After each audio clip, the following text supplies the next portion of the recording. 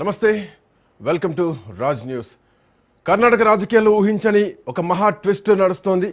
So cabinet సమావేశం ముగిసిన వెంటనే ముఖ్యమంత్రి సిద్ధరామయ్య సంచలన నిర్ణయం తీసుకున్నారు. ప్రస్తుత కర్ణాటక మంత్రివర్గాన్ని పూర్తిగా రద్దు చేస్తున్నట్లు ఆయన అధికారికంగా ప్రకటించారు. బ్రేక్ఫాస్ట్ మీటింగ్ ముగిసిన వెంటనే మంత్రులందరితో కలిసి కేబినెట్ హాల్లో సమావేశమైనటువంటి సిద్ధరామయ్య కీలకమైనటువంటి నిర్ణయాన్ని వెల్లడించారు. హైకమాండ్ ఫార్ములా ప్రకారం నాయకత్వ మార్పు సజావుగా సాగాలన్నా, సరికొత్త సామాజిక సమీకరణాలతో కొత్త మంత్రివర్గం కొలువుదీరాలన్న ప్రస్తుత కేబినెట్ను రద్దు చేయడమే సరైన మార్గం అంటూ సిద్ధరామయ్య స్పష్టం చేశారు. ఇక ఈ నిర్ణయంతో కర్ణాటకలో సిద్ధరామయ్య మంత్రివర్గం అధికారికంగా రద్దయింది. మంత్రులందరి రాజీనామా పత్రాల్ని అట్లాగే కేబినెట్ రద్దు తీర్మానాన్ని తీసుకొని సిద్ధరామయ్య మరి కాసేపట్లో రాజ్భవన్కు వెళ్లనున్నారు. గవర్నర్ థావర్చంద్ గెహ్లాట్ను కలిసి తన రాజీనామాతో పాటు కేబినెట్ రద్దు పత్రాన్ని కూడా సమర్పించబోతున్నారు.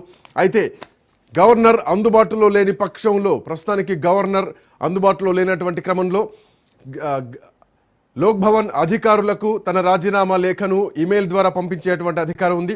ఆ తర్వాత గవర్నర్ దాన్ని ఆమోద ముద్ర వేసేటువంటి అవకాశం కూడా కనిపిస్తోంది. సో ఇదంతా సాయంత్రం 3 గంటల వరకు జరిగేటువంటి అవకాశం కనిపిస్తోంది. సో కాంగ్రెస్ హైకమాండ్ వ్యూహం ప్రకారమే ఈ కేబినెట్ రద్దు ప్రక్రియ జరిగినట్టుగా కూడా మనకు ఈ 4-5 రోజుల ఎపిసోడ్ చూస్తే స్పష్టంగా అర్థమవుతోంది.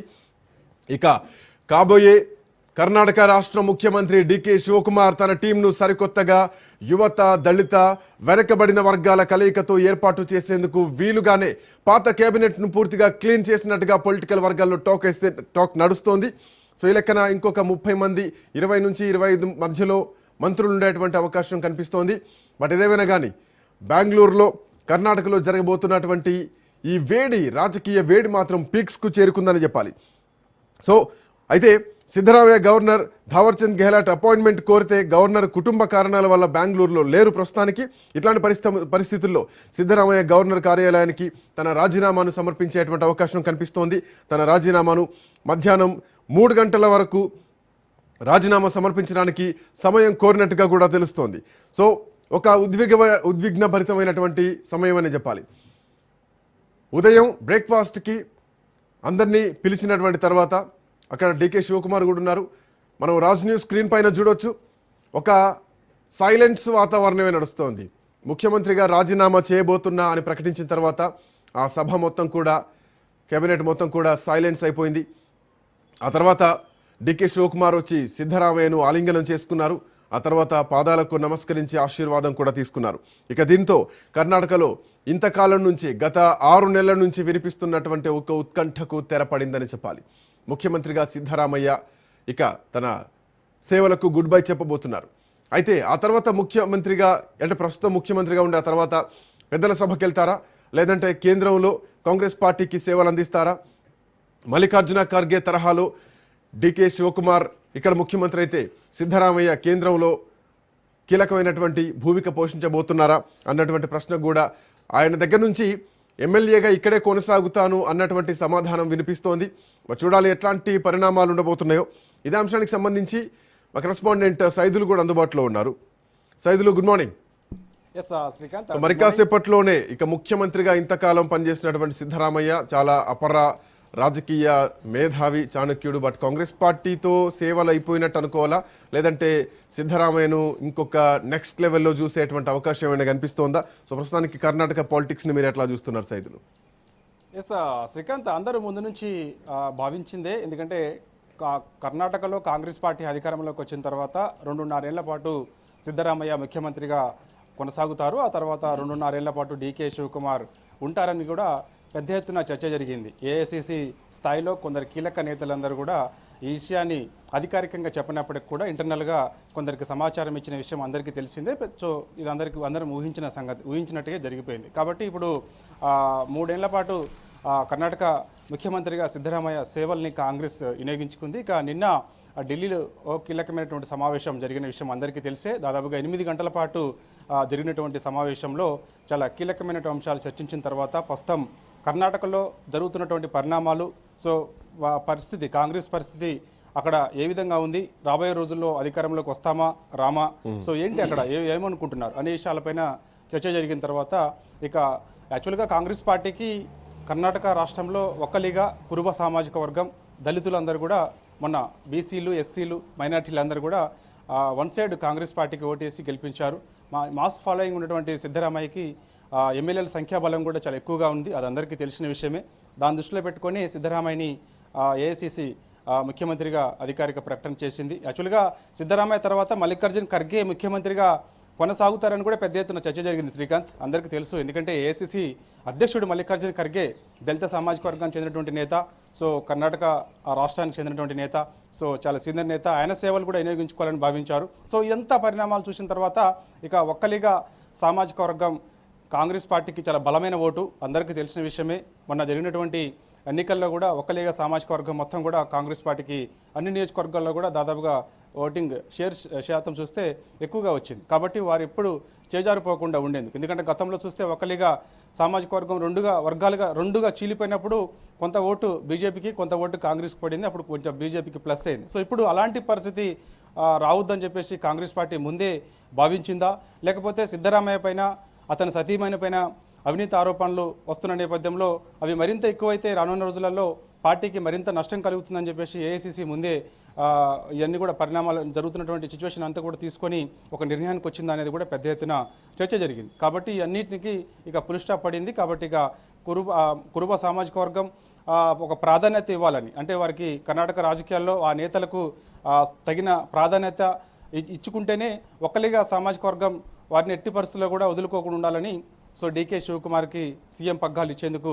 ఏఐసిసి దాదాపుగా సిద్ధం చేసుకుంది. దానిలో భాగంగానే నిన్న జరిగినటువంటి కీలకమైనటువంటి సమావేశంలో కూడా ఇదే అంశాలు చర్చించిన తర్వాత సో ఇక డీకే శివకుమార్, సిద్ధరామయ్య కలిసి సిద్ధరామయ్య మీడియా ముందుకు వచ్చినప్పుడు అనేక అంశాలు, యాక్చువల్గా కొన్ని చిక్కుముడులు కూడా శ్రీకాంత్ యాక్చువల్గా చెప్పాలంటే, అంటే ఏంటి చిక్కుముళ్ళు, వాస్తవంగా డీకే శివకుమార్కి ఎట్టి పరిస్థితుల్లో కూడా ముఖ్యమంత్రిగా అవకాశం ఇవ్వద్దని కూడా చిక్కుముళ్ళు సిద్ధరామయ్య పెట్టారు. అక్కడ పరమేశ్వర్ అనే ఒక దళిత నేత ప్రస్తుతానికి హోంమంత్రిగా ఉన్నారు.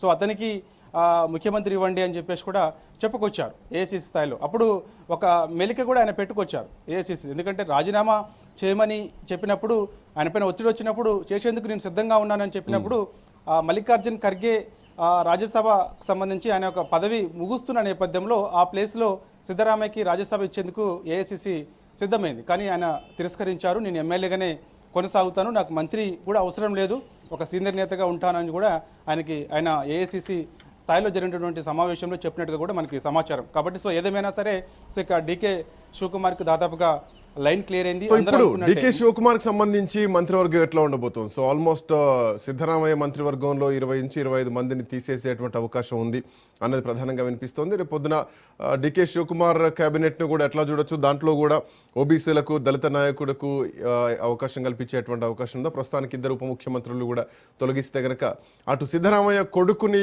ఏమైనా ఉప ముఖ్యమంత్రిగా తీసుకునేటువంటి ఆ షరతులు కూడా ప్రస్తుతానికి జరిగి ఉండొచ్చా?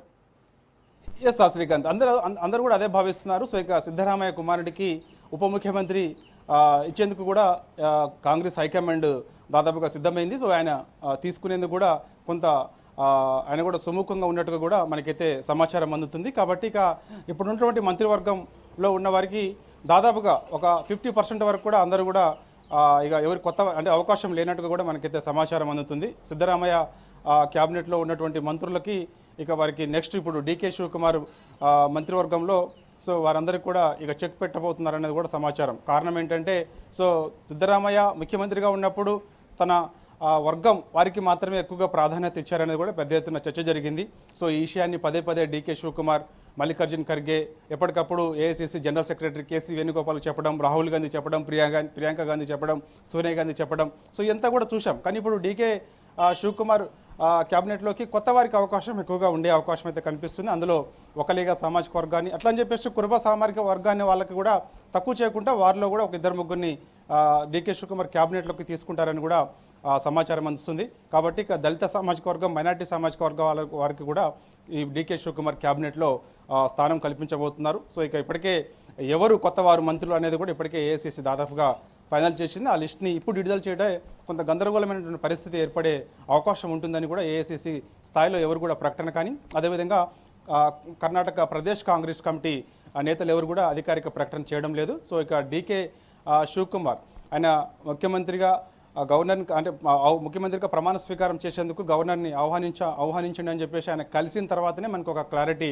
వచ్చే అవకాశం అయితే ఉంది. ప్రస్తుతం మనకి కర్ణాటక గవర్నర్ ఆయన ఫ్యామిలీ పరంగా కొంత ఎమర్జెన్సీగా ఏదో ఉన్న కార్యక్రమం ఉండడం వల్ల ఆయన ముంబైకి వెళ్ళినట్టుగా సమాచారం వస్తుంది. కాబట్టి ఈరోజు రాత్రికి లేదంటే రేపు ఉదయం ఆయన కర్ణాటకకు వచ్చే అవకాశం అయితే కనిపిస్తుంది. డీకే శివకుమార్ ఆయన కలిసిన తర్వాతనే మంత్రివర్గంలో డీకే శివకుమార్ మంత్రివర్గంలో ఎవరెవరు ఉంటారు ఏంటి అనేది కూడా మనకు అప్పుడు క్లారిటీ వచ్చే అవకాశం అయితే ఉంది. సో మధ్యాహ్నం 3 గంటలకు సిద్ధరామయ్య నేరుగా లోక్ భవన్కి వెళ్తారని కూడా అంటున్నారు. లేదంటే రాజీనామా పత్రాన్ని తన అధికారులకు ఇచ్చిన తర్వాత నేరుగా లోక్ భవన్కి తీసుకెళ్లి ఆ పత్రాన్ని లోక్ భవన్ సెక్రటరీకి ఇస్తారని చెప్పేసి కూడా మనకైతే సమాచారం అందుతుంది. శ్రీకాంత్, రాజు, సునీల్. రైట్. మొత్తానికి కర్ణాటకలో మంత్రివర్గ పునర్వ్యవస్థీకరణ గురించి 2 వాదనలు వినిపిస్తున్నాయి. డికే శివకుమార్ కాంగ్రెస్ శాసనసభ పక్ష నాయకుడిగా ఎన్నిక కాబోతున్నారు. ఆయన నాయకత్వంలో కొత్త ప్రభుత్వాన్ని ఏర్పాటు చేసేందుకు కూడా కాంగ్రెస్ పార్టీ ముందుకొచ్చుతోంది. అటు బీహార్లో ఎన్డీఏ ఎట్లయితే మాజీ ముఖ్యమంత్రి నితీష్ కుమార్ కొడుకుని కొత్త ప్రభుత్వంలో మంత్రిని చేసినట్లే ఇటు సిద్ధరామయ్య కొడుకును కూడా ఈ కొత్త ప్రభుత్వంలో మంత్రిని చేసేటువంటి అవకాశం అయితే కనిపిస్తోంది. ఎందుకు కాంగ్రెస్ పార్టీ ముఖ్యమంత్రిని మార్చడానికి గల కారణాలు ఏమిటి అంటే మొదటగా అంటే 2023లో కాంగ్రెస్ పార్టీ ఎన్నికల్లో గెలిచినప్పుడు